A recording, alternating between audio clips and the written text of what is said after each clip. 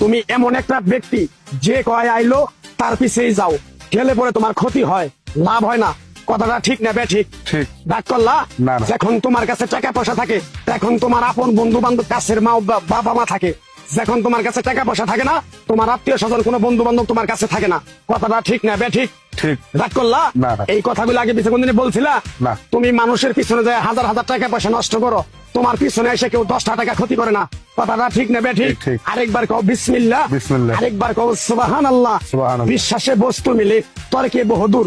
তোমার যে কথাগুলো বলছি সত্য বলছি না মিথ্যা বলছি? সত্য। তুমি এমন একটা ব্যক্তি, মানুষের দুঃখ কষ্ট দেখতে পারো না, তার পাশে যাই দাঁড়াও, তারা এসে তোমার পিছন থেকে ক্ষতি করার জন্য ঘুরে।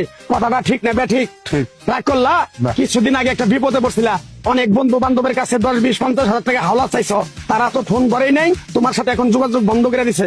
কথাটা ঠিক না বে ঠিক? ঠিক, ঠিক। রাগ করলা? না, না। এই তাবিজ গাছ গাছরা দিয়া কারো কাছে টাকা পয়সা নিয়ে খাই না, তোর কাছ থেকে সামান্য কিছু টাকা নিয়ে আমি একসঙ্গে হোটেলে খামু, দিতে পারবি? পারবো। পারবি? পারবো। হাইট লাগবো না, তোর মনটা খুবই বড়।